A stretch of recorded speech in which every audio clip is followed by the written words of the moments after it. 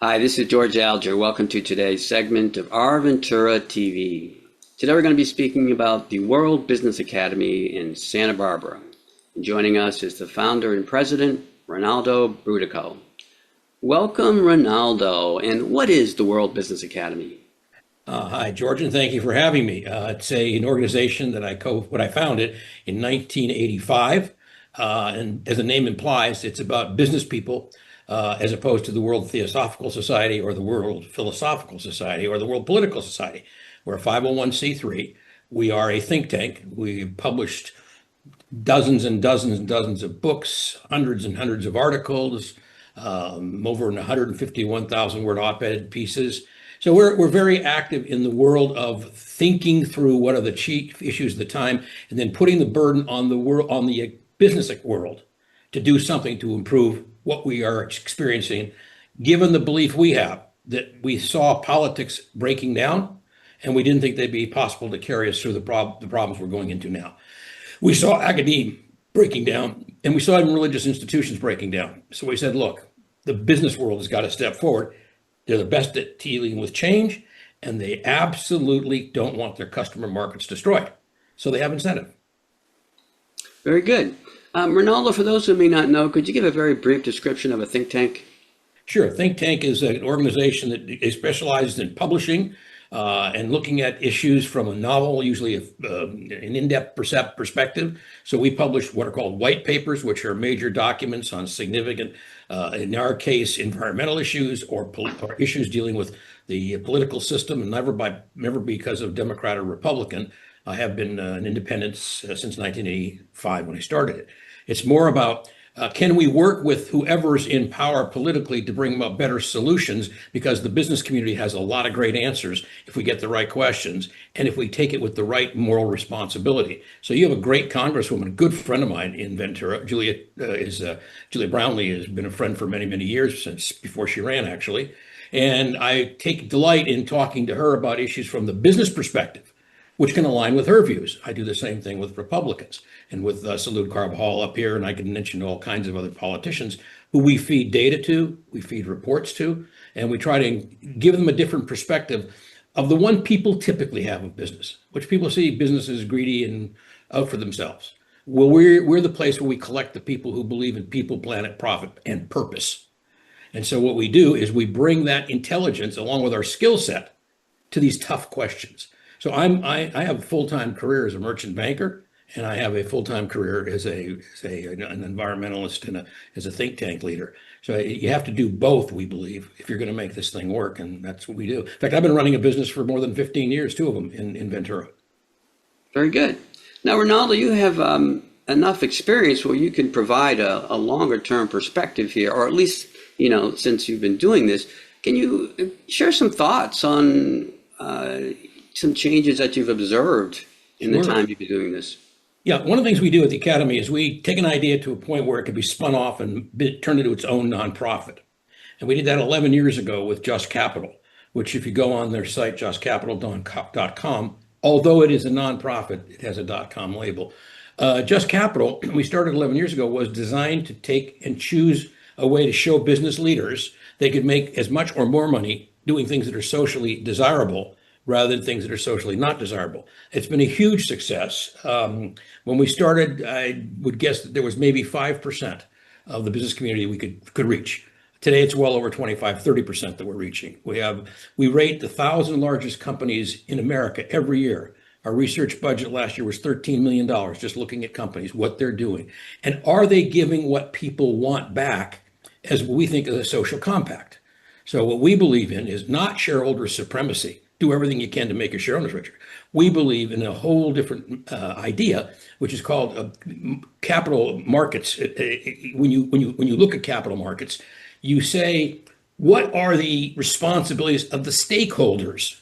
So in a business, the stakeholders aren't just the shareholders; they're the vendors, they're the employees, most importantly, they're the customers, they're the communities within which we operate. There's the biosphere. So we have launched in the Academy a thing called Stakeholder Capitalism. And then what we do is we put it into JustCapital. And JustCapital has been deploying that and showing with hard numbers how people who adhere to stakeholder capitalism actually perform better than their peers who pursue the old shareholder supremacy model. And we've been able to prove that with an ETF we launched with our partners, Goldman Sachs. For the last 8 years, we outperform the Russell every single year. So it's not a theory anymore. It's proven the data works, and that's what's bringing more CEOs and C-suite guys to our attention. They're going, okay, this is working. Why is it working? People, planet, purpose. And the more complex the world gets, the more dependent on AI and how much we need to get younger people who are really capable into the business world, the more we are successful. So we're really excited about the growth that's happened in this movement, and we see it growing even beyond this current disruption, which is clearly a huge disruption going on in the marketplace. And the C-suites are scrambling to see if they can preserve their margins, which they can't in the face of the tariffs. Can they preserve their pricing? They can't in the face of the tariffs. Will they be able to preserve stable employee bases in the face of rural hospitals getting closed all over the country? No, it's going to be harder, but that doesn't mean it can't be done. And it doesn't change the challenge. It makes it even more important. Very good. Rinaldo, from your desk, conversing with business leaders and perhaps interacting with younger entrepreneurs, do you find that the younger generation is already more attuned to your message? Absolutely. Absolutely. There's an incredible principle in physics, inertia. The longer you've been doing something, the more you tend to take refuge in we've always done it that way kind of thinking. And we live in a time where change is the biggest thing we face. So we've always had change. Since Heraclitus, the Greek philosopher, we've had change. And he said, you can't put your foot twice in the same street because it's changed. So change is not new. What's new is the speed of change. The acceleration of change has caused a backlash, not only in this country, but globally, particularly in this country, but globally. So if you go back to the Industrial Revolution and you read about the Luddites, they went around smashing the equipment because they thought they were going to take jobs from people. Now, obviously, we're so much better as a human civilization since the Industrial Revolution. It seems and is laughable that they couldn't see the upside of that. Now, today we have a bigger problem, AI, and it's being handled with no rules. That's a problem. We know that the marketplace works best when the capital markets are evenly balanced and it's an even playing field. It's not even right now with AI. And as a result, we're developing technologies that are potentially extremely powerful and helpful, and technologies that are very dangerous. I'll end with this thought. In the hands of a surgeon, a scalpel can save a life. In the hands of a murderer, it will take a life. AI is the scalpel. It's an incredibly sharp scalpel, and we have to begin to put the doctor's hands on that scalpel, because right now that scalpel's flying through the air at an incredible speed, and the only people even looking at how it works is the people who are trying to capture the most money from it. That's the problem. Very good.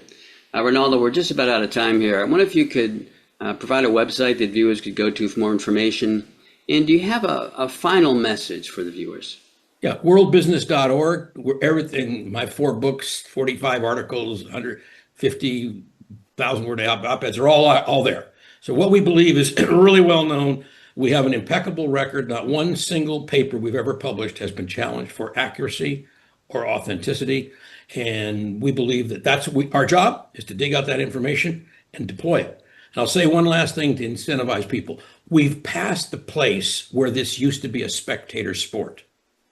To be a citizen of the United States of America today it's a full-on, I almost say it's a full-on sport that we all have to participate in, particularly in the US because of the power we have. But it's now true across the world. No more spectator sports. Get out of the stands, get on the field, or as Roosevelt said, we have respect for the people in the arena, in the sweat and the dust of the arena, because that's where things get done. Join us in the arena and we can all have a better future. Well said. Thank you very much, Rinaldo. We're going to wrap up here. This is George Alger signing off for this segment of OurVentura TV. Until we meet again.